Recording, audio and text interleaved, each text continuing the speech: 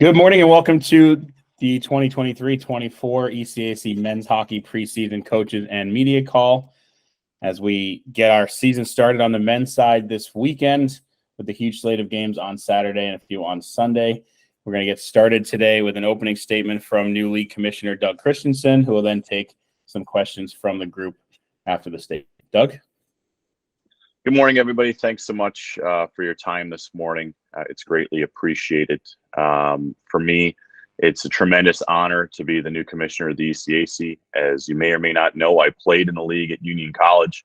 I had a tremendous experience in the league as a student, as a player, and then as a person. And I grew tremendously and am indebted to my time in the league. And so it's my goal to be able to improve the athlete experience and to make sure that the ethos of ECAC hockey continues and we build on it.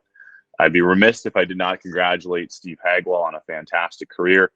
He's laid a tremendous foundation, and I'm extremely grateful for his assistance, not only in the days and weeks leading up to my appointment, but then also even helping into today. So he's been a very, very good friend, and I'm very grateful for him. Of course, congratulations to Quinnipiac, defending national champion.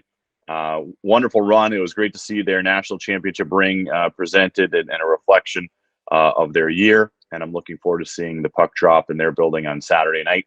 And of course, congratulations to Colgate on their fantastic run in Lake Placid and earning an opportunity to be in the NCAA tournament. Real briefly, obviously, with 4 of the 16 teams in the NCAA tournament, we're thrilled with that. Something that we want to shoot for more often. And of course, having 3 of the 10 last 10 national champions. So the league is strong on the ice. It's my job to help grow it off the ice, growing the brand, generating new revenue, and at the same time making sure that I'm active and out trying to be forward thinking so that we can move our league forward as the NCAA has all the different changes with name, image, and likeness, transfer portal, that we're on the cutting edge. I look forward to working with all of you, seeing you in the rinks, and obviously if you ever see me, I'm more than happy to chat. And obviously, if there's opportunities that you're looking for a story, more than happy to help answer those questions as well. So without further ado, please fire away. I'll answer any questions you have. Thanks again. Go ahead, Ken. Yeah, Doug, I know I asked you this in the women's call, but I'll ask you with everybody else here with the playoff format in the first round. It's great that the women get all 12 teams here, but it was at the end, the men.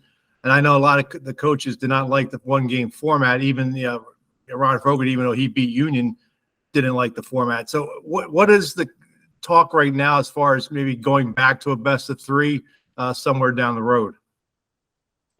Well, for me, as you know, Ken, I played in best-of-3s in that round. I think that is part of playoff hockey. I think that is part of the student-athlete experience, having those multiple games, having the opportunities to play 2 of 3. There are pieces to that from a revenue point of view that we have to make sure that we get in order to get that opportunity back. But it is something that for me, I would like to see back. It's something that we'll work toward, but I don't see that something as being done in the first year or 2. We've got to generate enough revenue to be able to cover those costs.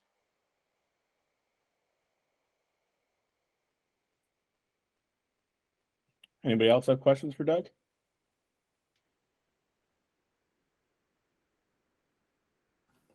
Doug, as far as down the road with maybe realignment, I mean, how do you see things playing out, and how do you think it'll affect ECAC hockey? We're seeing all this in college football, college basketball. What about college hockey? Well, I mean, for me, I look at the SEC as a model that's great, and it's got the geographic footprint that's clearly identified. You have similar schools. And obviously there's some variance in terms of how they take their sports. But to me, we have that. We have the strength. We have the geography. We have a clear-cut identity. And we want to make sure that we're playing towards that. Obviously, we'll be looking at all options. But at the end of the day, I really like where we are. 12 men's teams, 12 women's teams, a defending national champion. We're in a great spot with some of the best schools in the world. So for me, I don't see that as something that's coming our way anytime soon. But at the same token, I want to make sure that we're building on our foundation and growing that and getting that right first. Anyone else have anything for Doug? You're all just chomping at the bit for Coach Schaefer, who's already on, ready to go. I think you're off the hook, Doug.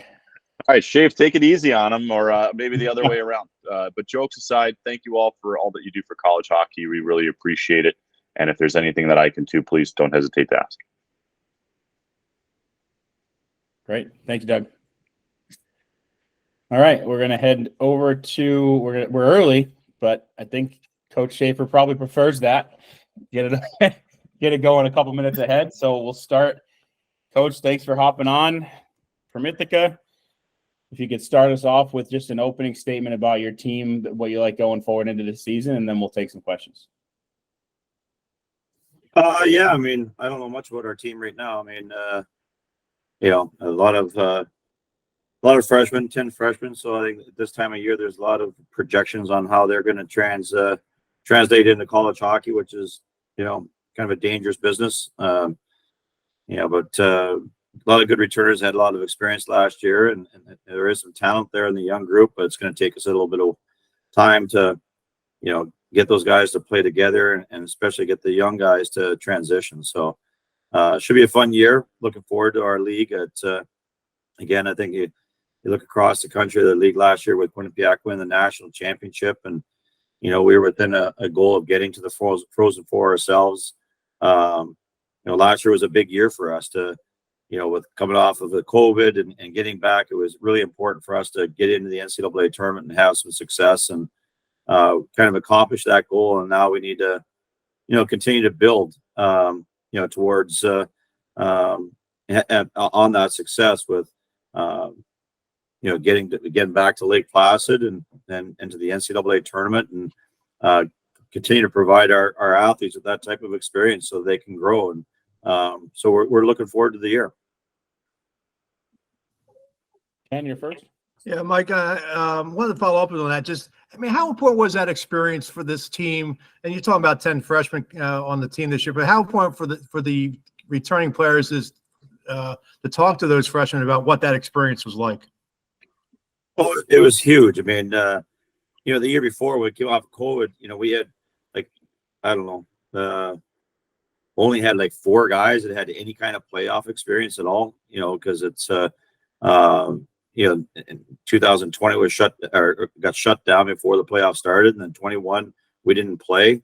So, we didn't have a whole lot of experience, and you get to see the growth and getting that time of year to just playing with confidence and, not worry about the end result, but, raising your level of performance. And, I thought we did that in our first round, but I didn't think, was disappointed how we played at Lake Placid, which is an experience, right? You get there and then got to the NCAA tournament, and I thought we, played well against Denver, but we were just, BU was a really good team. And, I didn't think we played with the same aggressiveness and assertiveness in that game. And that's a learning experience. So it's important because they can build on that throughout the course of the year and come back. And, I think the thing I like about it is our league is, there's so much depth within our league, tough buildings to play in. And so it gives you that, that ability that you have to go on the road in a tough league and win and, defend your home ice. And that's to me has always been, what's prepared us for NCAA tournaments and success on a national scene.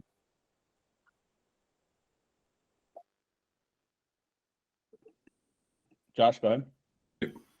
Yeah, I mean, you have he and Shane coming in. You're pretty set in the goaltending place. How important was that going to be to when you integrate your, as you said, you have a lot of young players this year. How big is he going to be to kind of be that leader in the back end? Yeah, I mean, that's assuming that Ian is the starter, right? I mean, I think that your Remington Keppel is a very good goaltender, and he'll push Ian to become even better this year as a goalie. I don't think Ian can stay where he's at, especially with, I think Rem had a great summer. But, I think when you always have questions about your goaltending going into the season, that's always kind of a nervous thing for a head coach. Because you can do a lot of good things in a game, but if you don't have that guy that's the rock at the back end, things can change in a hurry. So he gives us confidence, obviously. So does Rem, knowing that we have, the guys back there that can perform on any given night. And if one guy can't get it done, the next guy can step in. Anyone else have questions for Coach Schaefer? I know someone has to.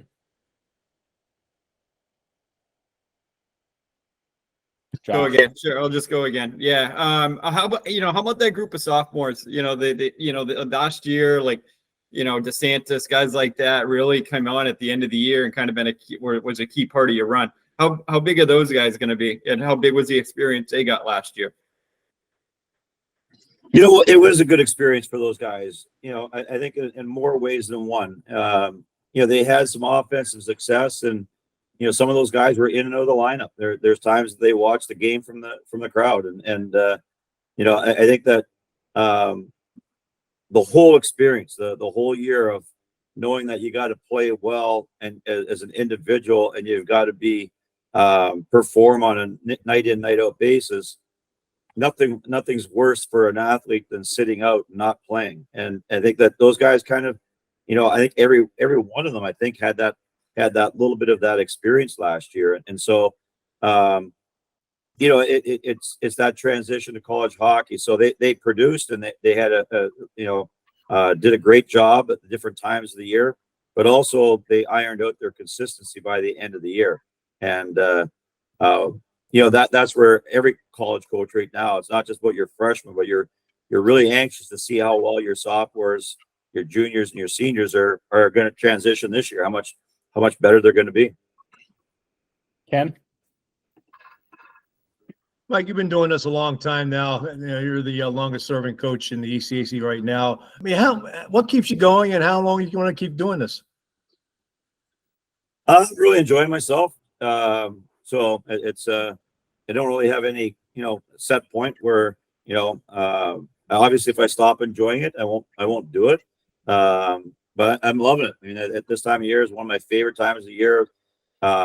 You're starting to kind of set in the pillars and the foundation for how you want to play throughout the course of the year, and a lot of teaching and a lot of coaching, and that's the exciting part. I mean, you get to October, you're so thankful that you can start to ignore all that administrative duties that you seem to come along with coaching right now, and you have an excuse not to do it until April. And that's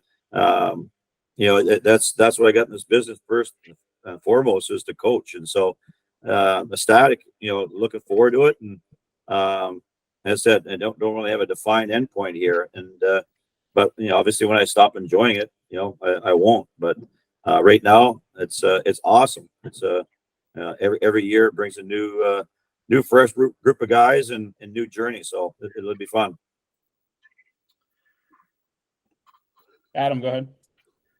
Coach, do you think your recruiting cycles are finally somewhat back to normal, or has anything been permanently altered since COVID and all the NCAA changes that have been going on? Yeah, a lot of things have been altered, right?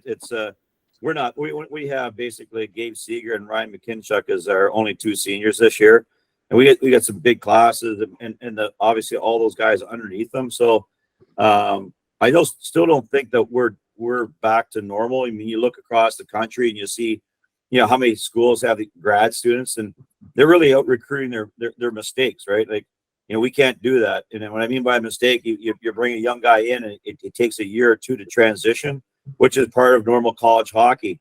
A lot of schools are now, they can portal themselves out of those mistakes and bring in guys that are grad students. And that's about to end, right? That luxury that a lot of schools have had over the Ivy Leagues, especially, it's about to end. And I think it's another year where we're going to be doing that. And so, a lot of those mistakes, I call them mistakes, or call them guys that don't perform. Those are now going to exist on other teams' campuses, and you're not going to have that instant senior class that a lot of schools have had. And that's a tremendous luxury, and one that I think I said it's not back to normal yet in the recruiting process. It'll still take, I think, probably another year and the other two yet. Anyone have anything else for Coach Schaefer? All right, Coach. All right, thanks, guys. Look forward to seeing everybody at the rink this year. Take care. Take care, Mike. Thanks, all right, we're gonna roll right into it. Everyone's ready to go. Casey Jones is on the call. and give him a second to jump on, and we'll get started with his in a minute. There you go. Casey, how are we doing this morning? Good, Nick. How are you? Not too bad. We'll start off with an opening statement about your team and about the season, and then we'll take some questions from the group. Yeah, just excited to get going. I'm real excited. We got a good trip coming up here to Notre Dame this week. I think the rules have. I like where the rules are at with college hockey, giving you a little bit more ice time during the month preceding it with the 4 hours a week. I'd ultimately like them just to give you the 8 hours or the 2 days off, and you can decide as a coach how you want to use your 8 hours. But we're not there yet. But I do like the fact that you get a little bit, and we're anxious for a game right now with our team, coming off a disappointing campaign last year for us. What our expectations are. Fortunate that I have a good leadership group here this year, but this is a fun time of the year to kind of get after with your team and make sure you want to play the way you want to play. And a lot of coaching going in. We have 11 new players, so we've got integrated a lot of new guys in that regard. But it's been it's why you coach this time of year, is why you coach, get that foundation set and kind of get after it. But we did return three graduating seniors ourselves last year that are back for their 5th year, which are very good players, which give us that, give us a great foundation to start from. And then we've obviously added what we feel are some good players in a recruiting class and in a portal. And here we go. We're excited to watch what the pieces come together and what shakes out for us here. We get good start off the bat. Our month of October is good. I like that. I like getting after it here. And this will be a challenging month to see. It'll tell us where we're at and where we have to get to real quick. Questions for Coach Jones?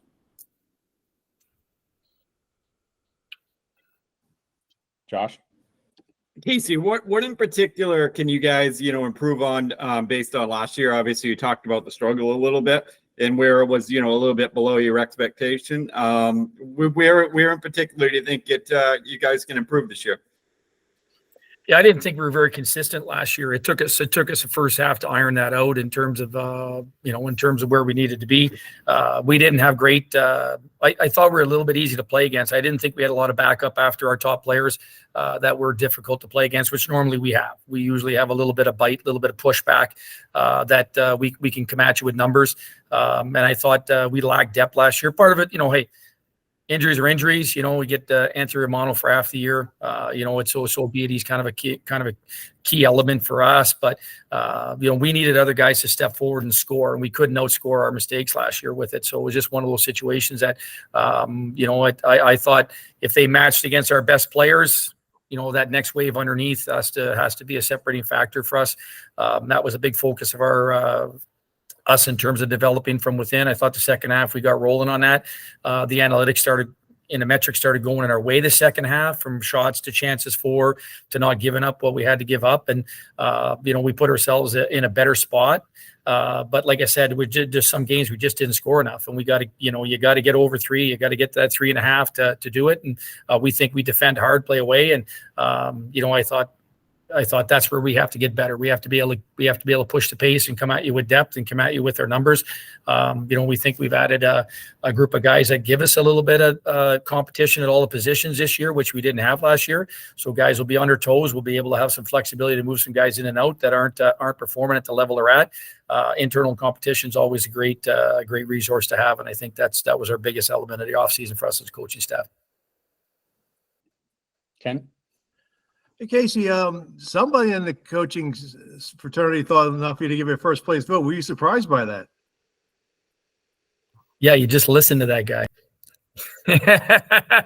He's setting you up, Casey. That's Mike being Mike, right? So no, I don't know. I don't know. We have some good players back. I do know that. We've got some question marks. I think that's one of the things this year. Obviously, Quinnipiac, intact, but there's a lot of teams that have a lot of turnover here. So it's going to be exciting for me. It's I think there's it's going to be who's most consistent, who brings the most to the table. One of the nice pieces we have is with our 11 new players, 5 are older. So we do have some depth to that. They're not all grads. We've added a couple of juniors in there from the transfer portal. But we have a freshman class of 6, which has been consistent for us. We tried to get in that 6-7. We didn't really switch much out of that during the COVID years. We wanted to make sure we were consistent with our recruiting classes. Now we were able to add three grad students, which put our classes at that. Then we've added some players underneath that balances our classes off. So we kind of got fortunate in that regard with it. But we did add some mature players and some older players that should give us some stability up front and give us some depth. Who else has questions? How much you going to miss Cap Carey? Yeah, I think he's coming next weekend. He's going to do our first home weekend here for his farewell swoon. He wants to go to the booster party after to get introduced. So we've already organized that. So we'll send him off right. But he was obviously, you want someone that cares about college hockey in your area, writing about you, covering your games. It's critical. It's important for us, ECAC, to get as much out there as we can. He's always been a close friend of both our programs up here in the North Country with good coverage. So with that being said, we hope someone else can step into that role. But obviously, Cap has been good to us, and we appreciate all his hard work and getting the word out about our programs up here. So we wish him well in his next endeavor. So I think he'll be at a lot of baseball games, is my gut. Yeah. Union has a player that you had last year for 9 games, and Brandon Buer. Why didn't it work out with Brandon last year, Clarkson? Yeah, it was one of those situations where he was fighting for playing time, right? He had some junior eligibility left. We like Brandon. Josh he'll like Brandon. Good stick opportunity, but it's like you get in a situation where the first year of transition, where you're coming from, sometimes you hit the ground running. Sometimes it takes a little bit to integrate, to find a role that you can play initially. That's just what it was. He wasn't patient, but he went back. He listened actually to what we had to say in terms of where we wanted to get to, and he thought he could probably, with playing time and all that, get that with his second half in junior last year. Hope he did that because he's a nice young man. Be good, and I look forward to watching him play in his progression. But it just was one of those situations with the type of roster we had last year out of the gate. It wasn't the ice time that he wanted to get. Josh? Yeah, I mean, what about the goaltending? Are you coming into the year with a transfer, a freshman, a guy with limited experience? How's that position looking for you? Yeah, what we obviously think we've got depth at the position, but it's an unknown for us obviously right now. So that's probably our biggest question mark, in my opinion, on our roster, is just to get that consistent, sound goaltending. We think the compete level's high in practice right now. Obviously, we're not prepared to say who's starting, who's not, but it's a situation where both have a history of, and going back in our goaltending position, our goalies all have a history of being able to do it prior to the collegiate level. Austin obviously had some experience before getting hurt at Providence last year. He had some experience at UNO, but never got really a ton of experience where he had to be, carry a load. So obviously that's our question mark in net. You go back to it, it'll be competition there. What we're looking for is the consistency of making the saves that our team needs to make. We're going to work as hard as we can to defend hard in front of them. And and give those goalies the best chance to do what they need to do, and we get consistent goaltending. I think it'll bode well for our team. Adam? Casey, how are you? Good, Adam. How are you? Good. I'm here to ask the big picture questions with your leadership position with the Coaches Association, all that stuff. What are you seeing out there? Like, as I asked Mike, are things somewhat back to normal with the recruiting cycle yet? Or are you still, waiting for all the grad transfer stuff to stop and all the stuff that's been going on in the NCAA? Is that affecting you in any sort of negative way, or do you feel like you're in a pretty good place with recruiting right now? Well, it's different, right? Obviously, it's because the big question is what happens after next year. Yeah. We all know what's going to shake. We've watched the landscape of recruiting right now. Recruiting's changed drastically, Adam. We used to have a tremendous rapport with coaching staffs on the road, honored verbal commitments and all that. Now we're right by the NCAA letter of the law. So yeah. It's a dog-eat-dog world out there right now. You better protect your own assets. You better be working hard. You better be out there. You better be abound. Like my assistants and I have been on the road quite a bit this month, and kids are left and right changing schools. It's nasty. It's not good, but it is what it is. So you better be prepared to live in that land, get after it. I think after this year, with one more year of the grad transfers, then how does the transfer portal work for our sport? I guess that's the big question. No one quite knows, right? Where is that third party become tampering? Where, who knows? We don't seem to know where that's at. So are people going to recruit from other programs? We just don't know where that's going to shake out. I guess that's the big question that's out there that people are waiting to see.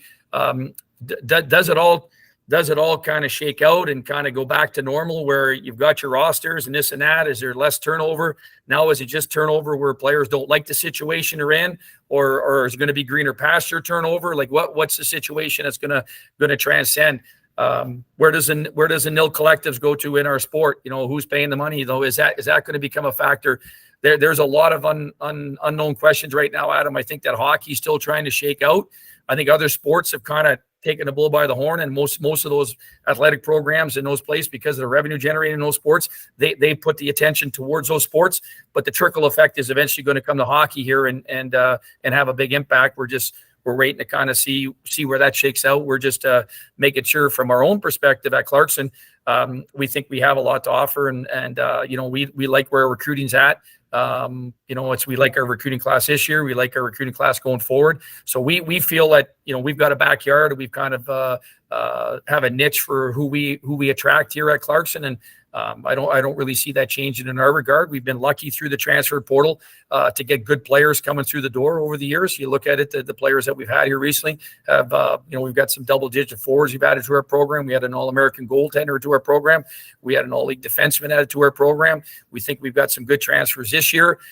So we're fortunate enough that we have a really good grad program here at Clarkson with an MBA in 1 year, which is attractive to student athletes. So, but does that change now that grads are gone? So it's, because now you start transferring into curriculum with undergrads, it becomes really tricky. So we'll see, we'll see how it shakes out, but it's, I don't think anybody has a magic wand to tell you where it's at. I just know that recruiting's nasty right now, Adam. Yeah, I know. I don't think any of us are solving this situation anytime soon, but is it, you saw Donnie, retired. I think he got tired of it all. We all love him, but so is it the kind of thing that's frustrating you to that point, or do you feel like you just kind of that's the way it is and you got to adapt? I'm not frustrated at that point. It's I think there's good players everywhere. I think you can get after it and do your job and find, you just got to find people that fit your culture, fit who your team is, and then normally when you do that, you get those good matches. Usually it takes care of itself. I think you get their guys in that are excited about what they come for the right reasons. I think that's kind of what you want to do in your recruiting. I've got two good recruiters here. We were able to add a third coach this past year. So our administration, our school is doing what's necessary for me to have the feet in the grounds and the resource that we need to have. But no, I think it's all good in that regard. Anybody have other questions for Casey?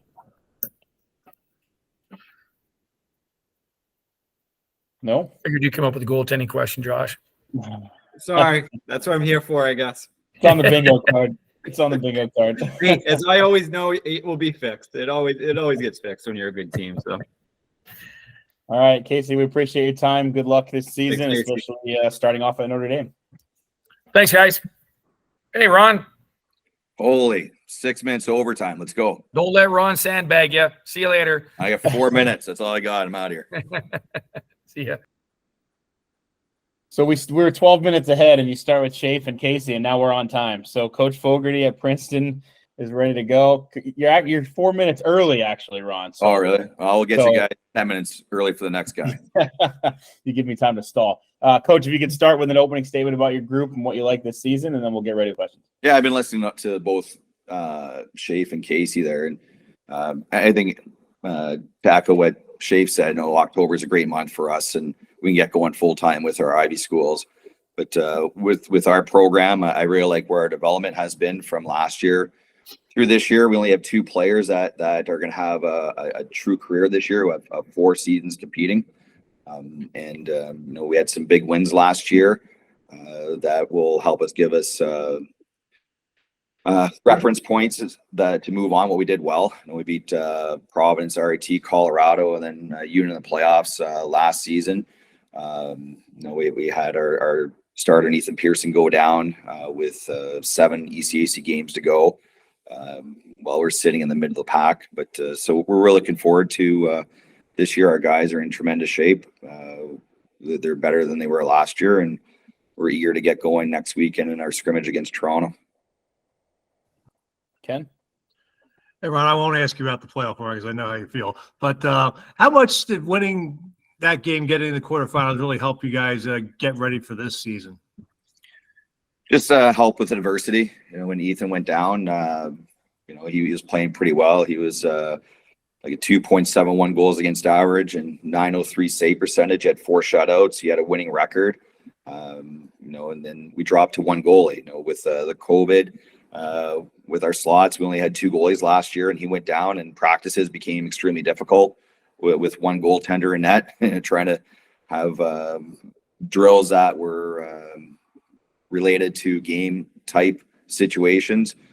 So there was a lot of adversity. Our guys stuck together, and winning that game was equally important as winning any game through the year. But to win that playoff series to give us a chance of moving on was big, you know, and every coach on the call will say getting to Lake Placid or having playoff wins as experience are key to see how to win. And our league's extremely difficult to win games with the goaltending and how heavy teams play. So that was big to propel us into this season. And we're looking to build upon that for sure, Ken. How was that loss for you, Ken? Looks like you're back at work this year. Didn't bother me. There you go. They didn't get rid of me yet. So, well, speaking of work, I don't know how much you hung out with Alex Drzinski there at Princeton baseball, but now he's up at Siena. You going to miss him? Yeah, anybody who comes through Princeton and shares experiences and use the information to move on is great. There's a lot of coaches at Princeton that move on to different places that are extremely successful, and look forward to see what he does there. Coach, just a thought on former teammate of yours and at your alma mater taking over, Mike Harder. Interesting selection, but a great guy as far as I know. But just a thought on him entering the coaching fraternity in the ECAC. It's an interesting selection for people that don't know Mike. He's very passionate. I had a chance to play with him for a couple of years and then coached him my first year at college. And he's a tremendous person. He's going to get the job done. I don't wish him any luck this year. You know, and you know, it's it's sad to see Donnie leave. I'm going to miss him. He's a person that allowed me to get into this profession. This enjoyable, you know, interaction with student athletes every day and hoping to send them off as a better version of themselves. So I'm going to miss Donnie tremendously. I still stay in touch with him. My wife stays in touch with Mario. He's been very impactful in my family. You know, he's someone that I confided in as a mentor. I was extremely excited to see him win this year. And he deserved it, not just one, but multiple times. He brought this team to Lake Placid, Albany, Atlantic City, into the national tournament. So Mike has tremendous shoes to fill, as would anybody getting back there. More importantly, I'm going to miss Donnie for sure.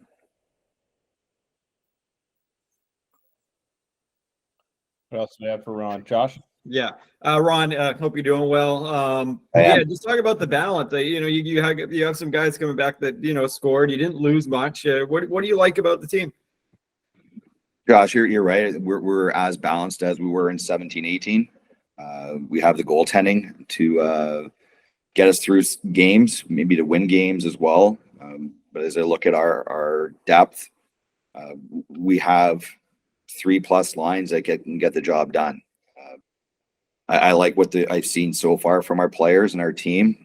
I love where we're at, and we're ready to make some noise this year.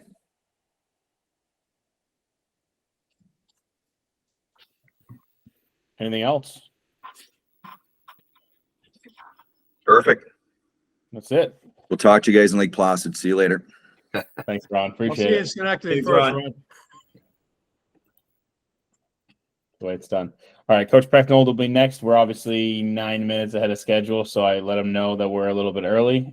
Just we'll hang tight for a couple minutes, and just so that everyone's aware, we should still be on schedule. I know usually every year we have, I feel like, one schedule change. As of right now, knock on wood, there has not been any change to what was already sent out, so we should be right on track.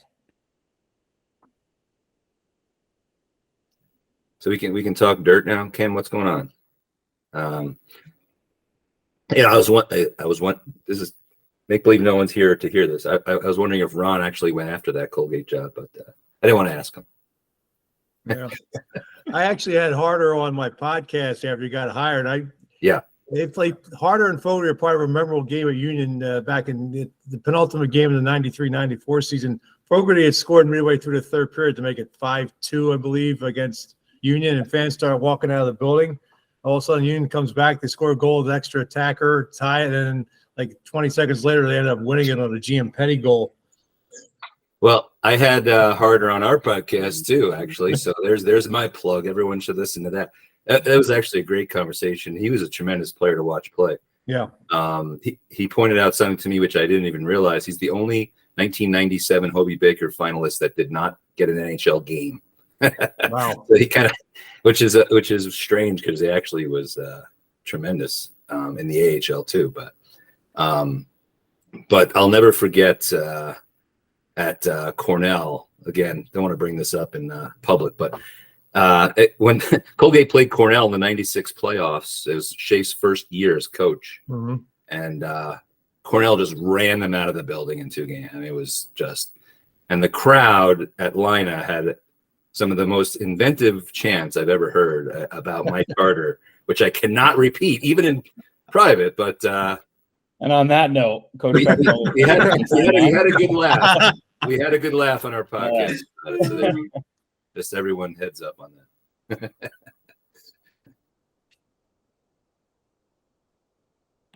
All right.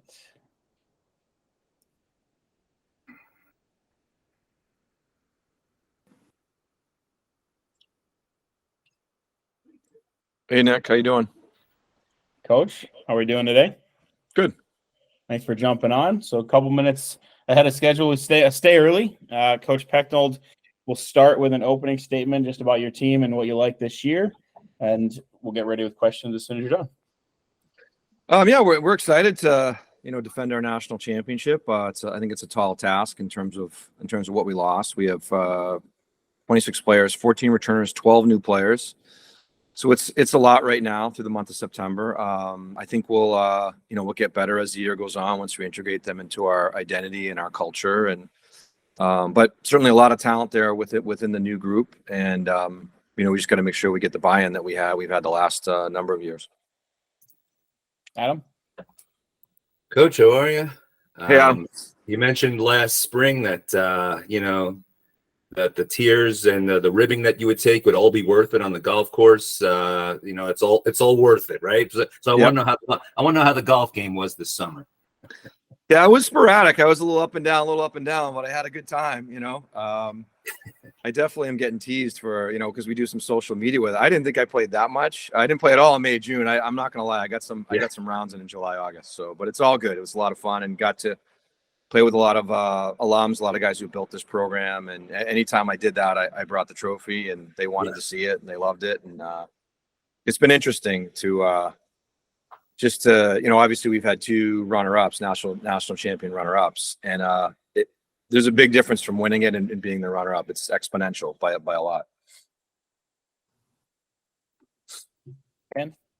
Brand, thanks for coming on. How has life changed for you since winning the national championship? It's definitely changed. It's a life-changing event for sure. I think in terms of notoriety, I guess. I mean, 7-Elevens, airports. I'm once in a blue moon you get recognized, because college hockey we're certainly not college basketball or college football, but that's been a big eye opener. There's been some crazy places that people just come up to me. probably one of the biggest things was, I did that Spit and Chicklets interview, which has they have 7 million listeners. I can't believe the amount of people that just come up to me everywhere and are like, I was just listening to in the car, or I listened to it again. But that was a big one. So I guess I would say probably just the notoriety of just, having to deal with things. And, certainly I had a lot of requests to bring the trophy and to speak and do different events. And, I think I said yes to everything, whether it was as big as throwing a pitch at a Red Sox game or doing the New York Stock Exchange, or some, there was a lot of really small events that I did, which I enjoyed too. And, it's all about promoting Quinnipiac, and people love the trophy. They want to see the trophy. And your wife got a lot of attention on TV time during the Frozen Four. Does she does she live the celebrity status? Yeah, there's a few times people come up and say hi to her, and I'm standing next to them, but they don't even know who I am. But yeah, she was. I don't know if you saw. I talked about this on a couple different podcasts, but that night after we won, they have Google has an algorithm of the most searched items. And I think one that day was where's Quinnipiac located? 2 is how many students go to Quinnipiac, and 3 is who is Nikki Pecknold. So she was 3rd on the list, and I was 5th. So I was like, I don't remember who was 4th, but I was like, oh my God. But yeah, she definitely got a lot of airtime, deservedly. Cameron? Ryan, can you talk a little bit about the goaltending situation? How do you replace a guy like Pretz, and what do you like out of Vinny and Mated coming in? Yeah, I mean, Yanni was, he was the superstar, top 2, top 3 goalie in college hockey the last couple of years. I thought he was the best last year. I think his numbers proved that out, winning a national championship. I was a little disappointed he didn't win the Richter Award, but I didn't have a vote in that. But anyway, it's tough to replace him. Vinny's really good. I mean, he's had some success at BU. He's older. He's won the Bean Pot, and then we really like Matei too. He's he had a great season in the USHL last year. So we'll kind of let them battle out a little bit. Maybe we'll split them early. I don't kind of overthink our goaltending every year because it always changes. Things happen. Even a couple of years ago, St. Cyr, who looked great the month of September, he gets hurt in practice 2 days before the first game, and I'm like, we're throwing Yanni in there, and it wasn't the plan. So it all worked out with those 2 that year. I mean, they both had great seasons. So we'll let it play out. They're both good goalies, and certainly it's tough to replace a player of Yanni's caliber. And then in all post schedule this year after trips to North Dakota and Ireland last year, how do you think that the kind of the lighter travel load will impact you guys? I mean, there's good and bad to the travel load we had last year. I mean, it was a lot. I mean, my guys I didn't feel they were that tired after the North Dakota trip.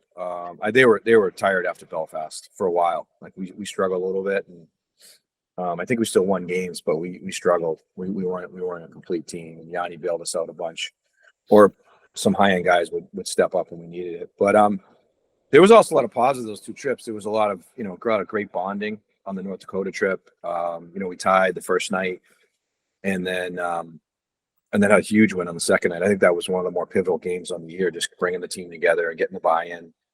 Didn't play great the first night at all. And then I thought the Belfast trip was outstanding from a cultural standpoint, and just bonding, and there's just a lot of positives to that too. So there's a trade-off, whether you have the travel or not. So we got to make sure we bond as a group this year. We got a lot of new players I already mentioned, so we got to make sure we do that. Josh? Yeah. Hey, Rand. You Josh. talk a lot about the culture and everything. Is this going to be maybe the most difficult year to kind of maintain it? Because obviously winning a national title, how difficult is it to keep the levels high and, the culture high? No, I don't think so. I mean, I think every year is difficult to maintain it. I got cleaned out this year, but a year ago I got cleaned out. You can go back. I lost some great players, Bon Giovanni, Chow, Mendel. I mean, they're on and on, really good. I mean, there was a lot of Dylan St. Cyr. I mean, there was a lot of really good players we lost. So we've had other years where we've gotten cleaned out. It's always a struggle. The thing I noticed a lot, especially with this transfer portal, which has been really interesting, the older kids, the transfers that want to come here, they know about our culture. They've been in either a lack of culture where they're coming from, or some type of culture where they're coming from. They know there's a reason they're coming to Quinnipiac. They like what we do here. They like we practice. They like how we work out in the gym, etc. So I wouldn't say that makes it easier, but you still have to have buy-in. And it is difficult to get, 19, 20, 22-year-old young men to not to buy in, but to be all in. I think that's the hardest thing. Everybody will buy in to an extent. It's having them all in. And, that's what we had last year. Ken? Speaking of the transfer portal, Rand, you got Colin Graff, who I covered Union his freshman year. What did you like about him when he entered the portal, and how happy are you he's coming back for another year? And what made him such an explosive player last year? Sorry, you're going to have to ask again. I had somebody they didn't realize I was on the call. Okay, sorry about that. Talking about Colin Graff, we're talking about, you got him out of the portal after he played freshman year at Union. And I saw he had a good year at Union. What made him attractive to you? Are you happy he's back? And the explosive year he had last year? How pleased were you, and maybe surprised that he had such a great year last year? Yeah, I mean, he was a nice surprise. I knew he was going to be good for us. I think he had 20 or 22 points at Union. Was a good offensive player. And then we watched video. I saw him live, and then we watched video once he goes in the portal, and I just felt like we could make him a better player. And he's such a great kid. He is like crazy committed to being the best he can be. It's awesome. Like he's going to play in the NHL because of that commitment level and his talent that goes with him. But I just looked at the things that he was deficient in, and I'm like, we can fix that. And he really worked on his game. And if you go back to watch some of the games last October, he was fine. He was just okay. And it just took a little while for him to understand that, his compete level needs to be better. He needs to defend better. The big thing I sell him on most of my forwards is, hey, if you defend harder and defend better, you'll get to play more offense. You'll get more points. And Colin really bought into that. And he became a complete player. I don't think he was when he got here, but I give him a lot of credit. And then this summer, he made the decision to come back because he wanted to, get a little bigger and stronger. He did a nice job with that, and working with our strength coach, Brajesh Patel. And we actually had 5 underclassmen offered last year to sign NHL, and 2 left and 3 came back. So 5's a lot. Like if you have 1 in a year, that's a great year. I think if you have one kid offered, and then to have 5 in one season was unheard of. Coach, Jacob Quillen, had a nice year last year, but then really caught fire at the end, and 8 goals in his last 8 games. So is that something that can carry over? Is there another level to him? I mean, what are you going to push him to sort of do that? Do you need to? I don't need to push Q. His compete level's off the charts. Like he's grown and matured since he got here. Again, didn't do that when he got here as a freshman, but he's gotten better. Didn't play as much as he probably should have as a freshman, just because we were so deep and good. He was kind of a 4th line guy, but I knew he was going to be great, and I knew he'd be in our top 3 lines. And then, he started the year on the wing, and I kept having him every Monday play practice at center. I'm like, hey, if we get an injury to our top 3 guys, like you're going to slide in the middle. And then Desi went down, and we slid Q in there, and really that's when that line of Graff, Quillen, and Lipkin got put together, and they just took off. So I thought Q was great all season. I thought he definitely stepped it up in the playoffs, as did a bunch of our players. I think in general, as good as Q was, that line was great, right? Q, Lipkin, and Graff. I mean, they were just so dominant in that Michigan and Minnesota games. Every time they were on the ice, we were in the ozone the entire shift. They defended well, they competed well. Their forecheck was great, their reloads were great, and then that just takes a lot of pressure off us defensively. I thought they were excellent. Anybody else have questions for Coach Pecknold? Amanda? Hi, sorry. Hi. I just had a quick question. I know you were just talking about how you had 5 players who were offered NHL contracts, and 3 ended up staying. When those kind of situations happen, how are you as a coach kind of preparing them for the next step while also preparing for the season at hand? Yeah, well, I assume you mean the next season, because they got offered after the Frozen Four. After we Yeah, sorry, that's what I meant. Sorry. Yeah, that's what I assumed. Yeah. So I just think it's you bring them in, you advise them on it. We don't talk a lot before it because we need to focus on it's business at hand. It's not worried about, and I think that's where kids struggle a lot. They start think about, especially if they're a free agent, like where am I going to sign? They have like these teams are all over them. Like we'll have, I don't know, over 100 NHL scouts, I bet, and GMs and AGMs here on Saturday night because we have some of the best undrafted free agents in the country. They're already coming to our practices. They come to our practices now. It's crazy. So it's just about, I think, just giving them advice. Like each player is different. Sometimes I tell a kid, I think you should sign. I think it's time to go. Other times I'm like, hey, if you want my advice, I think it's time to come back for another year.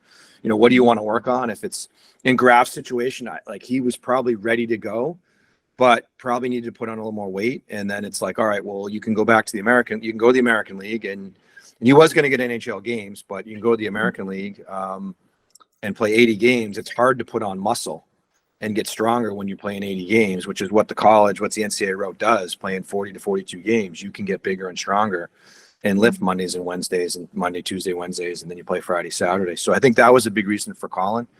I think he made the right decision, but you never know. Sometimes his agent was great. His agent thought too that he should come back, his advisor.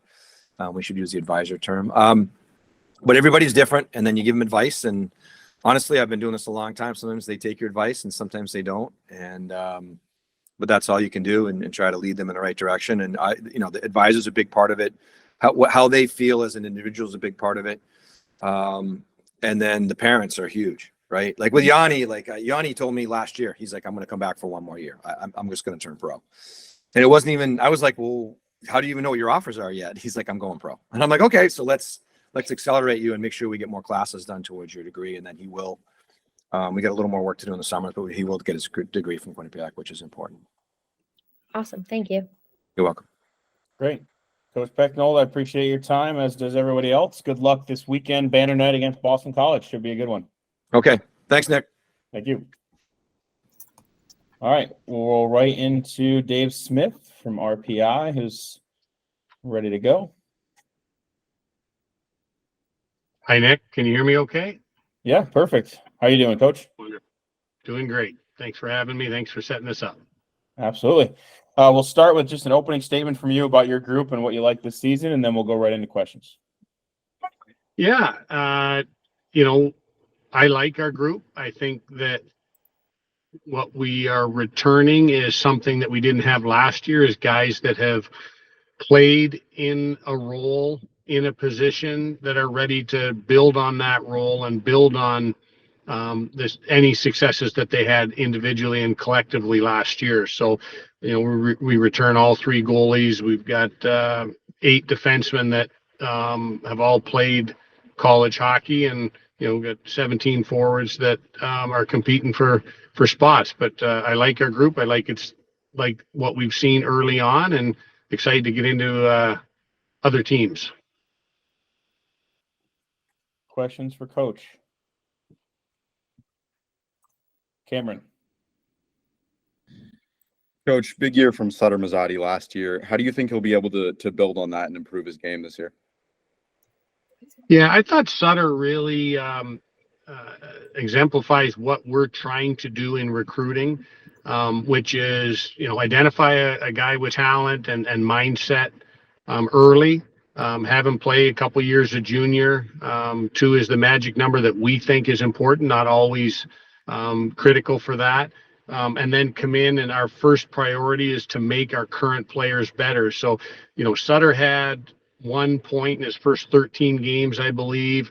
And what we found watching video, watching practice, is that whoever he played with was better. He was making other players better.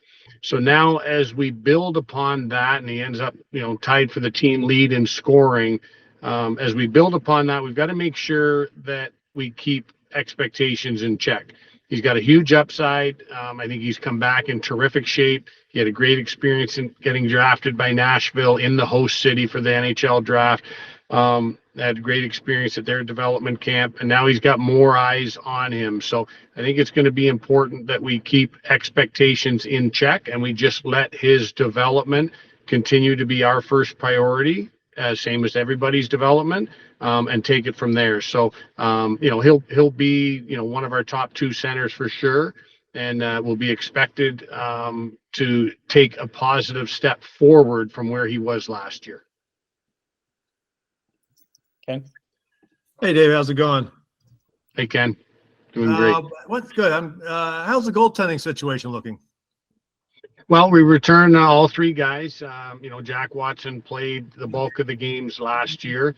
Carson Cherepak, I think, has shown early this year that he's ready, willing, and hungry to push for that. Brett Miller's back as a senior. So, our goaltending last year was reflective of our team defense overall, that we need to be better as a unit. And I think as we get better team defensively, I think you'll see the goaltenders numbers come back up. Last year was an aberration on teams that I've coached, and I would expect Jack and Carson in particular to increase the numbers that they had.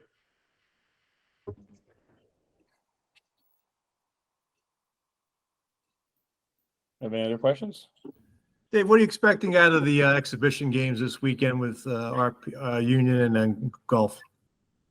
Actually, we worked backwards on this one, Ken, which was, we play Maine on Thursday, Friday next week. So it's a short week for us. So we want to make sure that our top guys are ready to go on Thursday and Friday on a first road trip of games that stay in the standings. So we'll play everybody in our game against Union, our scrimmage against Union. We'll do some things that you don't see during the year where, some of the guys off the roster leave the bench partway through and other guys come on partway through the game. The important thing is to make sure our top guys are ready first, and that our young guys and our guys that are competing for spots have an opportunity to play and get used to college hockey.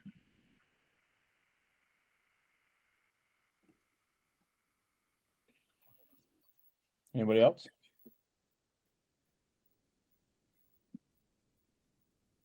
All right, Coach, appreciate your time. Best of luck as you get the season started, and we'll see you down the road. Sounds great. Thanks, everybody. Thank you. All right, Brent, I believe, is on.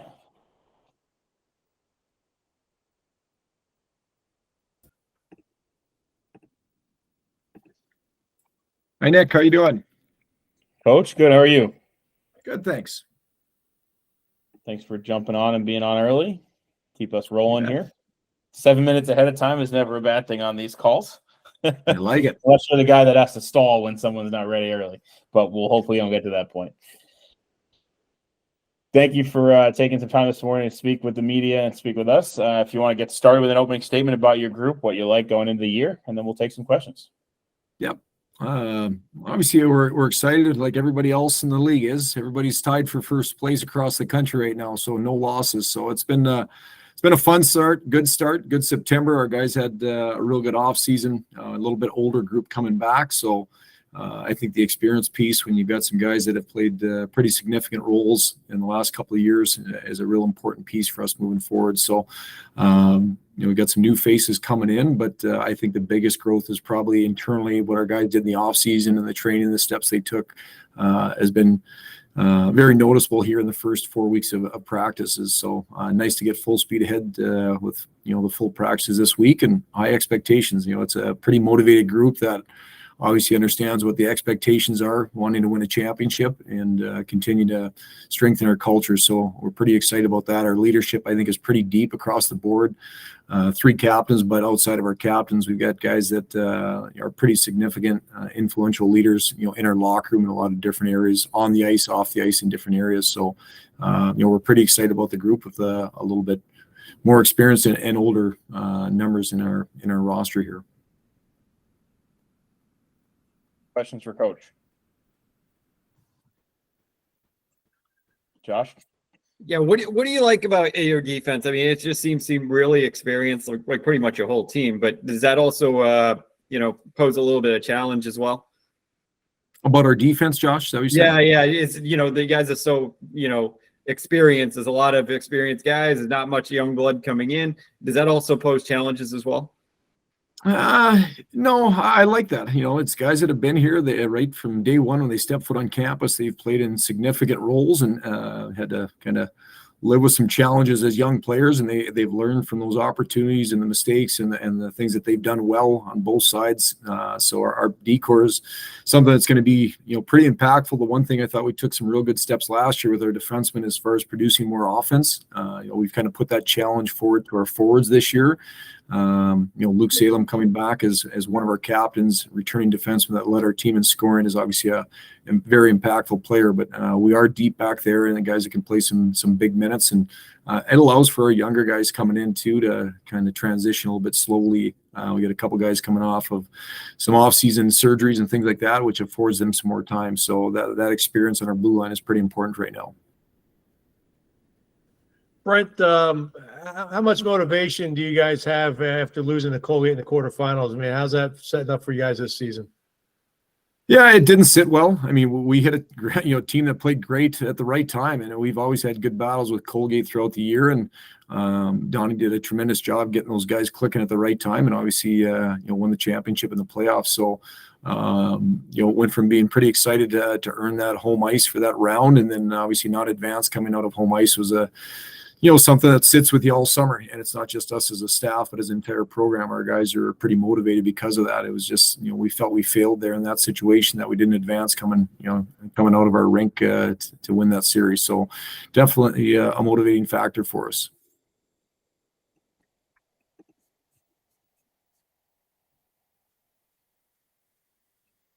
Any other questions? Yep, Josh. Yeah. So what about goaltending? I mean, obviously you have, a few on your roster this year, and, but, very little experience there. What are you looking for, and who are you looking to see step up?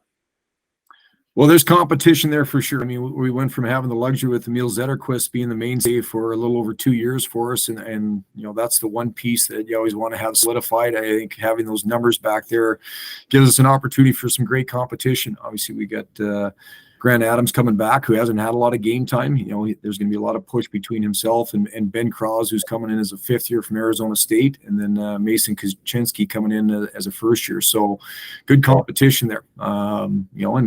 We like that at any position. You want competition. I think it brings out the best in everybody. So that'll shake itself out.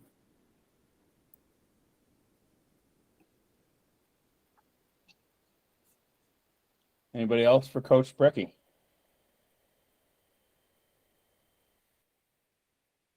All right, Coach. Appreciate your time. You're welcome. Keep you ahead of schedule. That's it. Thanks, everybody. That's all I can ask for. Thanks, I said before we were 12 minutes ahead. We started with Shafe and Casey Jones, and we almost got behind. So we're back early. So I appreciate it. Well, I text both those guys and told them to speed it up as they were going. So I was trying to help. Thanks, Brent. All right. Thank you, everybody. Take care. All right. Coach Cashman has been alerted that we are early. Give him 1 or 2 minutes, and we'll get right back to it.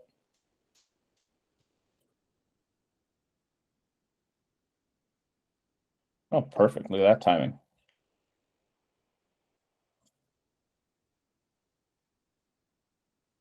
Reed, we are ready for you if you can hear me.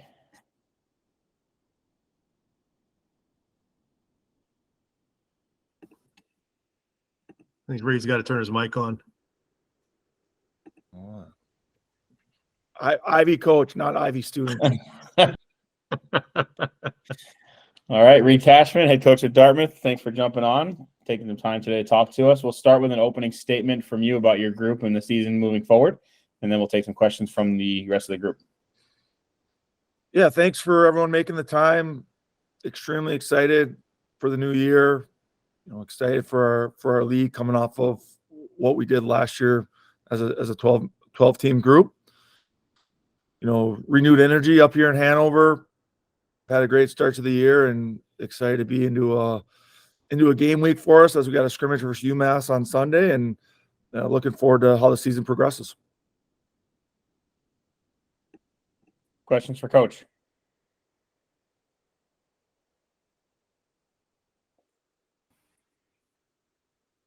Can't see the hand. Reed, it's Josh. Hope all is well. How important is it this year to kind of continue growing the program? Obviously, it's been a rough couple of years. How important is it to continue growing there and, to create some skill and, some experience? Yeah, I would say result-based, it's been a rough couple of years. I would say it's I'd say I personally have really enjoyed the last couple of years and really believe in what we're doing here at Dartmouth. But to your point, it's time for our program and our staff to show growth as far as results. There's no question about it. Our players have put the work in. I believe our staff has put the work in and trying to get the right kids here in Hanover. And we got to win some games and gain some confidence. And winning, I think, is a skill just like anything else. And we're going through that process of learning how to win. So there is importance, to your point, of showing that growth when it comes to results.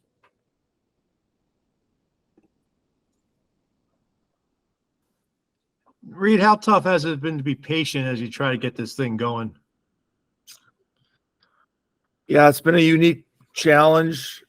I've been very fortunate in my career to work for really good programs with Quinnipiac, Hershey, Washington.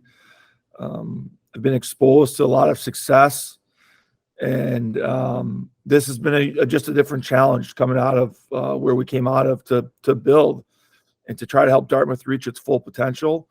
So we preach to our guys to maximize our ability every day, and results can't determine what our process is every day. But there's no doubt there's challenges when Friday and Saturday night don't go the way you want. So our staff has done a good job of keeping us together, keeping us motivated. And then our players, like I said, have given us some renewed energy coming into this year. That it's time to show some growth. Reed, you guys have probably a little bit more experience than you've had the last couple of years. How important is that going to be? It looks like you have some nice depth. How important is the experience going to be? I just think for any coach that your players and the staff are aligned, and we all have an idea of how we want to play. And sometimes I think how you play is overrated. It's more important that everyone's aligned in how you play and you go after it kind of committed. So to your point, Sean Chisholm will be our first line center. Has been a top 6 center for 2 years now. Now he's going into a junior and his junior year, and he's bigger and he's stronger, and he knows exactly how we want to play and what success looks like. We have a little bit more internal competition, I think, this year. But again, we bring back Cooper Block, who started every game for us. So just that we have 7 newcomers, but the other 18 guys, we've hit the ground running here where there hasn't been as much introducing of how Dartmouth hockey wants to play. And that hopefully has allowed us to, accelerate our fall. And the first half of the year is a really important start for our program and for our guys.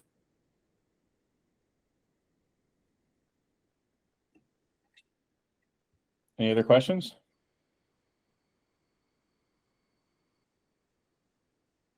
Yeah, I'll ask one more question. I mean, how difficult has it been over the last 2 years? Obviously, you guys were probably the most hit program in terms of, the pause and everything, and coming out of that, and you as a new coach, how much of a challenge has it been to just kind of, just build the numbers, build the experience back? How much of a challenge has that been for you? I've told other people before, everywhere I've been, there's unique challenges. Again, like in Washington, your GM would trade your favorite player and sign somebody for 5 years, and you dealt with it. In Hershey, your best player would get called up before you play your rival. And even when I was at Quinnipiac, it was, you lose a kid to major. Is Matt Pekka going to go major junior? Is he going to get to campus? Or I just think there's challenges everywhere I go. No different here at Dartmouth. I'm proud of the work we've done the last 2 years, but we've also kind of hit a little bit of a reset of, hey, we've spent 2 years learning admissions, learning financial aid, learning how we want to be. We have some 3-year guys now in our program that we recruited and we've coached, and it's on us, right? And it's on our staff. So I don't think the challenge has been difficult. It's just been that it's been a challenge. But again, we are ready to move forward, and we are ready to start moving up the ladder here within what I think is the best league in college hockey. Anything else for Reed? All right. Coach, appreciate your time. And as always, good luck this season. We'll see you down the road. Thanks, everyone. Appreciate it. Thank you. That was a All right. process. For just some time to learn it and then not use it again the rest of the year, right? We're good to go. All right. All right. Coach Keith Elaine, head coach at Yale. Coach, if you want to just start for us with an opening statement about your group and about the season going forward, and then we'll take some questions from the group that we have. Yeah. Our first official practice is Friday, so we've still got a lot to learn about our group. But the one thing I can tell you is that it's the most together group I've ever coached. We took this team to Europe for 11 days in August, and I think it was a huge benefit to the group in terms of bonding, guys getting to know each other in a setting that's entirely different from a college campus, and I think we'll see the benefits of that as the season moves on. Questions? Yeah, Coach. Just asking what I've asked some of the other guys, I guess. Do you feel as if the recruiting cycle is somewhat back to normal finally after all the COVID and everything else, or is it still not quite there yet? I think it's back to the normal in the sense that the seniors we have currently are the last group that get that extra year, right? But it's still not normal in the sense that the transfer portal is out there and that guys are decommitting right and left from different schools. So I don't know if it'll ever be normal again, Adam. Back to the normal we remember. I think this is the new normal, and I think it's something we all have to learn to adapt to.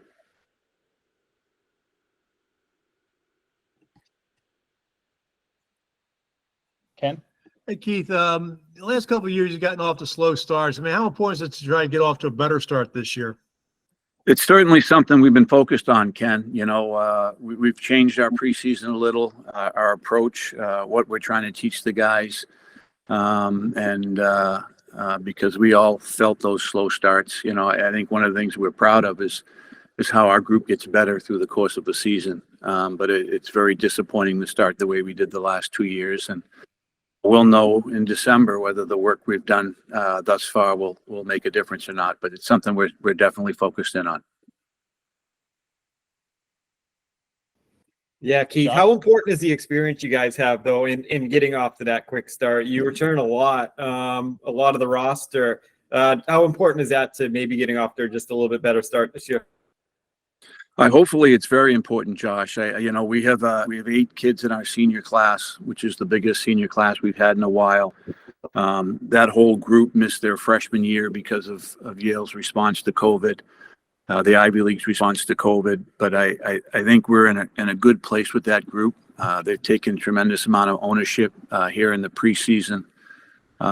It's a group that has a lot of pride in Yale hockey and the traditions of Yale hockey, and I think that they're going to help us tremendously. I don't know what our team is going to be, but I can tell you when you watch our team play, I'd be disappointed if a couple of things don't stand out. Number one will be our work ethic. Number two is how well we play together as a team and how connected we are. And then our attention to details in the game and our hockey habits. So, and I think if we can show those things on a day in, day out basis, the results will show on the scoreboard as well.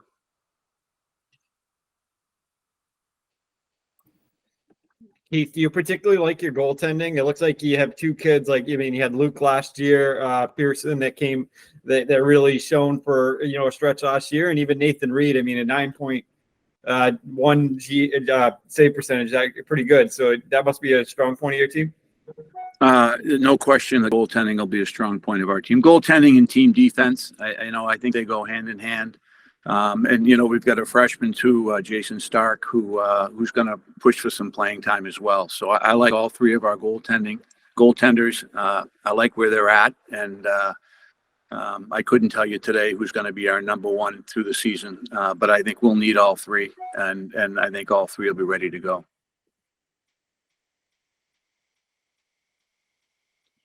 Other questions for Coach?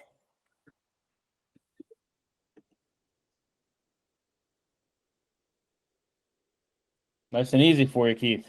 Painless. Nice to see everyone, and can't wait to get going here. Yeah, nice to see you, Keith. Thank you. Thanks for your time, Coach. Good luck, and we'll see you down the road. Coach, thanks for taking some time to join us this morning. We'll start, if you don't mind, with just an opening statement about your group and your team going into the season, and then we'll take some questions from the group that we have. Well, I would just like to say I'm very excited about the start of the season. We have an inexperienced team, but that itself brings a lot of energy and unknown, and really looking forward to what I think will be a really competitive, excellent season, this year in the ECAC. Great. Questions for Coach?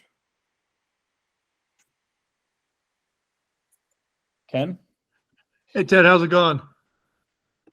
Good. Hey, Ken, how you doing? Good, good. I mean, the league's probably. I mean, the league looks like it's at a pretty good spot right now. 3 championships since 2013.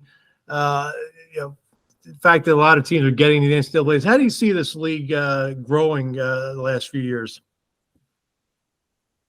Yeah, I think the league's in a very good spot competitively. Certainly, there was a little bit of hiccup with COVID. When you had several schools that were unable to play. But I think that year in, year out, the league has been very competitive on a national scale, and and has been turning out some really talented players onto the next level as well.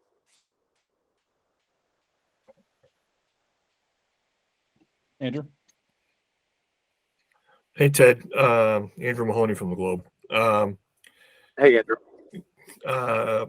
I guess, despite all the personnel losses, it seems, at least from the polls that we're seeing and in what the coaches think in the league poll, expectations are still pretty high. Is that something that you guys embrace heading into the season? I don't know if we embrace it or, I think most coaches would tell you they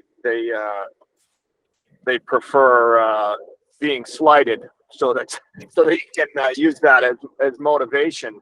But I don't put really any stock in preseason polls. Mm-hmm. I think that oftentimes those polls are more indicative of the year before versus the season that is about to come.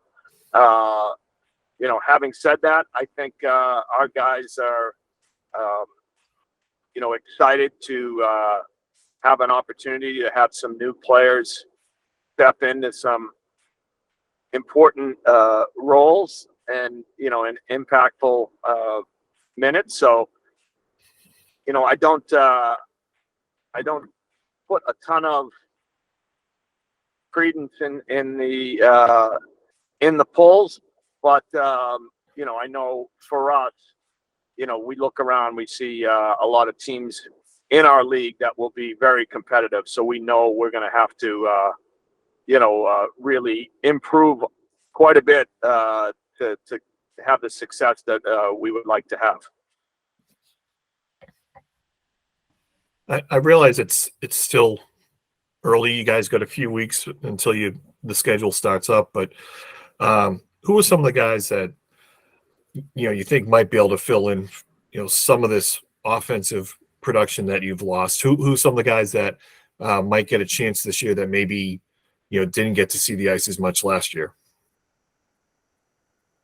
Yeah, I think first off, we're going to have to be a little bit more detailed, defensively, in order to, have success, especially early on as we, start to figure out, how we're going to fill some of the void left offensively by,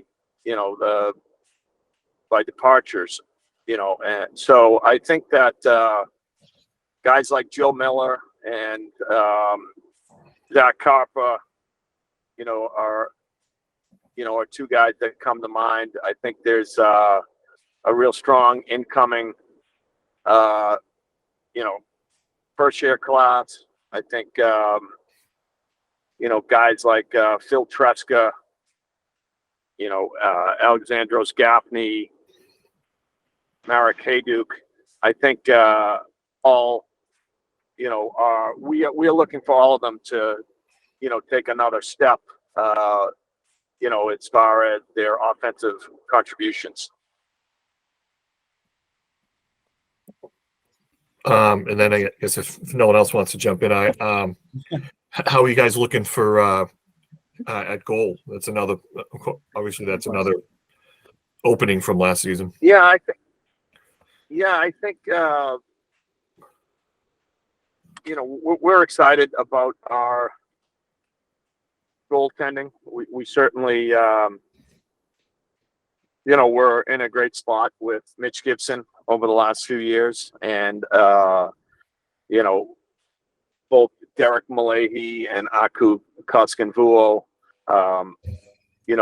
we feel can provide us with, outstanding goaltending, and so we're excited. I think our goaltending position is much like, our overall forward group, where we feel like there's some talent.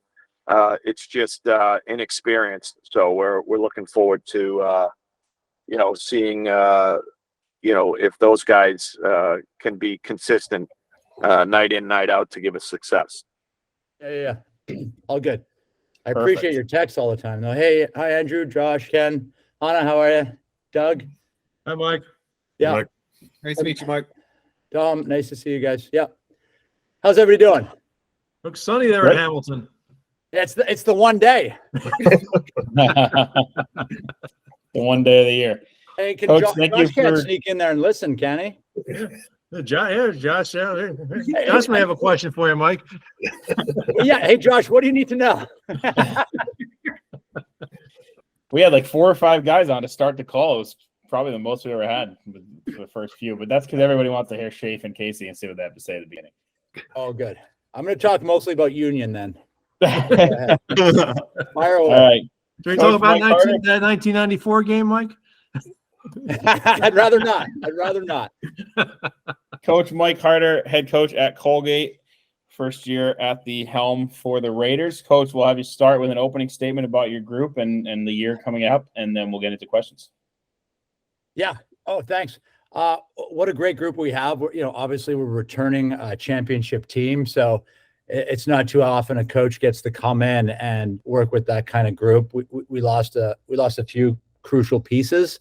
However, our core is still there, and our culture is great. So we're super excited to get started this weekend. All right, Ken. Mike, how are things? Have you settled in, and how have things been since taking over for Donnie? Yeah, it's been, I don't know if anyone ever really gets settled in. But yeah, things have been going well. And Don's just been a great partner through it all. I stop over there for a beer every chance I get, at least once or twice a week. And it's been going great. And he's a friend, he's a mentor, and somebody I worked with too for 6 years and played for before that. So I have a really good idea about our team, and I know the culture that he worked 3 decades to build, and we're continuing that culture. So it's been good. I guess I'm as settled as I'll be, and again, we're super excited. Josh? Yeah, Mike, welcome to, I guess, the league. Yeah, I mean, what do you expect to see this year? What should we expect to see from Colgate under you? I mean, obviously you're, one of the best scorers in league history, and what should we expect to see? Yeah, that's a good question. I'm excited to see what we bring to you this weekend, but I'm hoping for a really disciplined team, a team that has some fun, really great body language throughout. Listen, I'll make some mistakes for sure as a first-time head coach, but fortunately we have a pretty good goalie back there that's going to bail us out of a lot of situations. But honestly, hockey is a game that you play. We try to hit that message home. You don't work hockey, you play hockey, and we want our guys playing. Will we make mistakes? Sure, but we want to play and have fun. So I think you'll see some interesting things from us this year. I'll try to be calm and never yell at the refs, and our guys will always be great with that too. But easy to say now, obviously. But yeah, I think you're going to see some fun things. We have a young staff that we want to try some things and do things a little bit differently, or more, on the forefront of what NHL teams are doing, especially offensively. So yeah, we have some plans, we have some ideas, but again, like Mike Tyson famously said, everyone's got a plan until you get punched in the nose, and then you fall back into survival mode. So yeah, we'll see. I honestly don't know. What else do you have for Coach? Yeah, I'll ask another one. Yeah, I mean, you kind of touched on it a little bit, but your goaltending, and you're really, I'm going to steal a word from former Union coach Rick Bennett. The Sacred Seven looks fantastic. I mean, you have some talent back there. Is that where really the backbone of your team will have to be? Yeah. I mean, I think especially following the team as closely as they did last year. We're good on the back end. We have some experience there, and we're returning that experience. And, again, our goalie was great last year, and we expect him to be great again this year. But we're going to have to, I heard Teddy talking a little bit earlier, but you got to find ways to generate offense, right? Whether it comes from the back end or it comes from some unexpected sources. So we're thinking we're going to be pretty well balanced, and that's what we're doing. And every night will be somebody different getting the job done. And it's going to take all 26 of our guys contributing if we want to do what we did last year. Yeah. What about Pearson Brandon as well? I think he's a guy that's kind of been underrated, I think, in league circles, maybe nationally as well. What are you looking for out of him in his senior year, and obviously part of that defensive group? Yeah. I think some nights he makes more saves than the goalie. I think he just eats a lot of pucks back there. An elite defender, but he can also contribute offensively. He's got a heck of a shot too. So we're looking to round out his game a little bit. I think also, having done it when you're a junior and you contribute a lot, and then all of a sudden you're wearing the C, sometimes that C gets a little heavy on your chest and you start doing things you wouldn't normally do. So we're trying to just find a way to let him and everybody else just play again, right? Try to get them in that flow state and play and take off some of the pressures that, especially for Pearson, might mean, responsibilities as a captain, organizing things and wearing losses or mistakes a little too much. So with Pearson, if he can just play, he's great. He's going to eat up a lot of minutes too for us. So, and play in every situation, but he's a great leader. We got about 20 of those guys in our room. They're just great leaders, and they get it, and they're bought in right now, at least. Anything else for Coach? Thank you, guys. Hey, Really you got a lot to appreciate love. So you start your first one with a Mike Tyson quote. I'm excited for next year already. Definitely brought some energy. It was, yeah, right. Thanks, everybody. It was nice seeing you guys. Josh, nice seeing you too. Mike, great to see you as well. Okay, see you guys. Thanks, Mike. Thank you. All right. Right on time. We are rolling today, 11 minutes early. If Brendan comes on at 12:05, I'm going to drive up to Providence and have words with him myself, but I'm going to text him to let him know we're ahead anyway. Josh, thank you for jumping on and taking some time this morning to speak with us and the media. Yeah, appreciate it very much. And if you can start with an opening statement for us about your group and what you like going into the season, and then we'll take some questions. I think for us, it starts with our leadership group. Ben Tucker, Tyler Watkins, and Chaz Smedzrud have done an unbelievable job just setting the pace and being a strong leadership group and just being there for the guys. They made everybody really comfortable and have been accepting, and they've made it really easy for our coaching staff. Questions? I'm going to defer to Josh because I'll see Josh later on this afternoon. Okay. I was trusting on you here. Sorry about that. Yeah. So what do you like? I mean, you have some experience coming back. How important is that going to be to kind of take the next step? Well, I think for us, everything was new last year. So when you look at our group, I mean, us as a coaching staff, nobody knew, anything of what we were trying to say. And, now there's a level of familiarity. Everybody's comfortable with each other. If we say the name of a drill, we can get right to it. We don't have to go to the board. So I just think that practices have gone much smoother. We've had the ability to play at the pace we want to. Everybody knows what the expectation and the standard is, and everybody's pulling in the right direction right now. What are you looking for out of the goalie position? I mean, obviously you lose a guy that played 30 games last year. What are you looking for there? Who might step up? Who might step into that role? Well, it starts with Kyle Chabet. He was outstanding when he played. He won some league games for us. Played very well when he played at UConn last year. In a tough overtime loss. So he's got some experience. And then Joe Sherab's coming back from injury, and Axel Reed is, he's got a nice track record as a first year student. So for us, we think we got 3 guys that are fighting for the job, and excited to see what they can do this weekend.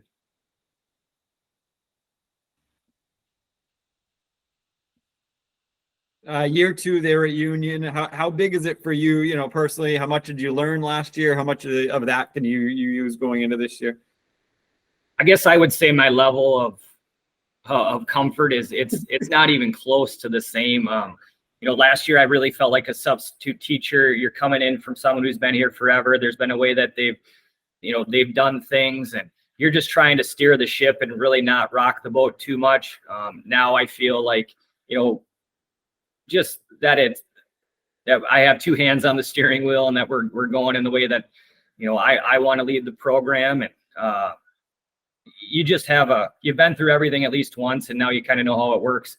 Plus, just as a staff, we had a whole summer to prepare, talk about how we want to watch each drill, talk about how we want to break down each video from practice and into the games. So as a group, that we just feel way better about where we're at.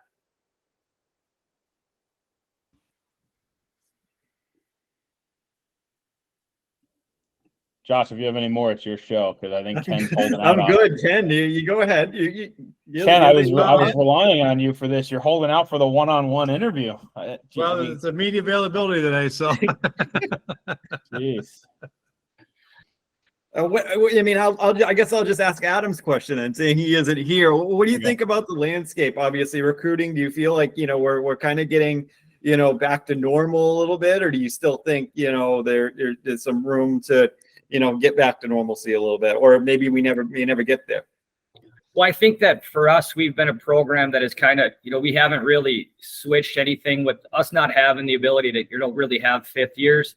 We've kind of focused on building, through first year players. Obviously, we're going to grab a transfer every once in a while, but for us, we kind of feel like it's business as usual. And next year we're looking at just bringing in first years only. And, that's kind of how we've built this thing, is just building it, through first year players. I think that there's, a little bit of, there's a lack of loyalty both ways from players making commitments and from schools honoring their commitments. We want to be a program that when we give you, we give our word, we're going to honor that. And we're hoping that recruits will do the same for us. All right, I'll ask a question. How's the scholarship things change things for you? I think that it just gives us the ability to, to be on an even playing field. I mean, like there are cases where, someone's getting offered a full scholarship, and it's difficult to be in the mix if you don't have the ability to do that. So for us, to have that ability, it's nice. And it does make it a little bit difficult sometimes, though, in the fact of if everybody's financial aid, you just, hey, it is what it is. I can't control that. This is a number it's going to cost you. And the scholarship piece makes you put a value on a player. So that's been a little bit of a challenge, especially when you're limited with them, because we're not to the full 18 yet. All right. If anyone else has any questions, or else we're all set. Ken's going to hit you with all of them when he gets to you today, so just be prepared to save your words. Good luck with that. Yeah. Good luck with that. We got a podcast all right, Josh. too, so we got exciting times. We got plenty of time together this week. So. Oh man, you got to have an agenda so you don't repeat yourself. You got to get an answer for him. Jeez. Awesome, guys. All right, Josh. See you in a couple hours. See you. Thanks. Perfect timing too. Right on cue. It's like we've done this before. It's great. Brendan, have a good one. He's still muted. Unmute yourself, Brendan. Still muted. There he goes. Now you got me? He got you. Man. I should be able to figure this stuff out, but You're an I Ivy League educated person. Come on. can't figure it out. I was laughing because I heard you tell me to unmute it. I'm hitting the wrong buttons. Can't figure it out. So. All right. Well, we are 15 minutes ahead of schedule, which has got to be a new record. I'm going to take all the credit for it, but the coaches have been decent about getting on. So, Coach, thanks for jumping on early. You are our last one today, so we'll get started with an opening statement about your team and the season coming up, and then some questions from the group. Yeah, it's always interesting, right? To have a new season, a new group of guys, and it's always different, right? I mean, a big thing for us is seeing how our newcomers integrate, where they slot in, where they're gonna provide help. We've been on the ice limited in what we can do, and I've been impressed with how our guys return to campus and how our newcomers have performed so far. Again, a little different when a puck is dropped for real, and you might not have as much time and space, but so far what I've seen, I've been impressed with the people that are returning for us, and then obviously the newcomers. I mean, our expectations, irregardless of where we're picked to finish, I use that more as a motivator than anything. In fact, I think it's highly irrelevant this year. I think there was so much turnover in our league that, by and large, there's a lot of teams that look exactly the same as us, with a lot of new faces, a lot of people that are going to be slotted into, skill positions, whether it be goaltending or top line players. That from our end, I mean, we're approaching it like like we do every year. Like I said, our goal is to try and win a championship, to try and get into the top four, to try and get that home ice and put yourself in the best position to progress to Lake Placid, and then ultimately try and win.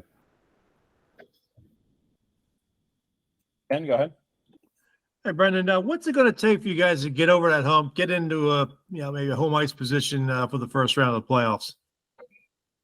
It's been really cyclical, Ken. I mean, it's a good question. I mean, we've had years where we've had really good teams, and we were able to make that charge towards those championships. And we've had other years where it just hasn't clicked for us. I mean, I'm going on my 15th season now, and that up and down nature of Brown hockey obviously is not what we want. I mean, we want to be much more consistent in what we do. I mean, a lot of it's your personnel, Ken. I mean, obviously, if you have some higher end players, some guys that can execute, I mean, they'll make our season much more consistent from week to week and month to month. Some of our issues, and it's our inconsistencies have stemmed from the past of maybe not having enough depth, maybe not having inopportune injuries. I mean, last year when we actually were going pretty good, I mean, we lost our starting goaltender for 8 games in the league, and we went 1-7. I mean, that can change the face of your season pretty quickly, which it did last year. So for us, we just, we want to be much more consistent in our approach, systematically how we go about things, and play to our strengths. What's going to allow Brown hockey to be successful consistently. And I always go back to, the best teams that I've coached might not always have had the top end players, but they play together, and they play as a group, and they play as a team with a lot of heart and a lot of grit and a lot of energy. And we're just trying to coax that out of these guys each and every day in practice, and then continue that towards the beginning of the season. We do have to have a good start. Some of our starts in the past have kind of put us behind things immediately, and it's something that we're cognizant of and making sure that we try and correct as we head into the beginning portion of our season. Hi, Brandon. Hope all is well. Yeah, just talk about you guys have a little bit of experience. You're bringing back some of your top scorers from last year. How big is that, and how do you continue improving and to get to that end goal next year? Well, I mean, we have our top 2 scorers in Botterill and Tonelli that'll be back, and they're top line players. Five of our top 9 scorers from last year are back. We got to find a way, honestly, to make sure we stop the puck correctly. We have 4 goalies on the roster. I'm hoping somebody can stop the puck. We can't play all 4 at once. Although there was a guy in Rhode Island, a legend, that tried that against Mount St. Charles way back when. I think he was coaching Cranston East. He threw 2 goalies in. They outlawed it after that. They still got beat by 10 goals. But again, I think some of it is having the puck a little bit more. Like our it's a little thing, but it's a big thing. Face-off wise, we didn't start with the puck a lot. We were down the bottom of the country in terms of percentage wins in the faceoff dot. We just didn't have the puck. And when we had it, we didn't extend offense very well. I thought it got a little better last year. I will say, our recruiting class and take it for what it is. I mean, I think ranking wise, it was one of the better classes in our league, and then one of the better classes in the country. I mean, again, time will tell. But we have players that have come in, whether it be Ryan St. Louis, who was a 5th or 6th leading goal scorer, point guy in the USHL. He's a transfer. He's a sophomore. He's a pretty high-end player. I mean, he instantly upgrades our offense with his skill set. You add other guys such as Max Scott and Tyler Koff, and whether that be from the North American League or the BCHL, they're all top players. They're award winners in that league. And I all think they add a little bit something that we were missing, whether it be size, speed, compete, a little bit of a skill level. How does that all play out? We'll see. I mean, again, we're just trying to drive these guys each and every day to make them better versions of themselves, and then ultimately make our team, improved when we actually drop the puck. But again, it's just getting a little bit more out of each of these guys, and in trying to integrate some of these young guys into positions where they can succeed. I mean, I do think as a coach, I'm trying to evolve and understand that we as coaches have to also put these guys in situations where they can use what they do well, meaning put them in situations. If you're a skill guy, let them be skilled. If you're great on the penalty kill, we'll be a great penalty killer. I mean, we have to put these guys in situations where they can have success. And that onus falls on us as a staff to continue to try and improve our guys each and every day. And also, like I said, put them in situations where they can succeed consistently. Anything else for Coach? Brandon, you kind of mentioned it a little bit, quite a bit actually, the goaltending situation. How do you replace the guy that had a north of 920 save percentages? How difficult is that, and who are you looking at maybe getting a lot of those minutes? Is there anyone in particular, or is it just going to be by committee? The goaltending is such a key part of hockey, right? I mean, if you have a goaltender, you can win a lot of hockey games. You can be a really average hockey team, have a great goaltender, and you're going to win a lot of hockey games. On the converse side, you can have a really good hockey team and be good in the pipes, and you're not going to win too many games. I feel good about the guys we have here, the guys we've brought in. They've looked good preseason wise. I mean, again, when you have 4 on campus, there's going to be competition. There's going to be a battle. I mean, Lawton Zacher is a freshman. He comes in with pretty high accolades. He's a huge, a competitive guy in the net. He just hates to be beat by any puck. He's been pretty good early. But he'll be pushed by the other guys on campus and the guys that are trying to get that net. I mean, I know from my perspective, I'm just looking for somebody to make the first save. Like, just make the first save. We'll defend a certain way.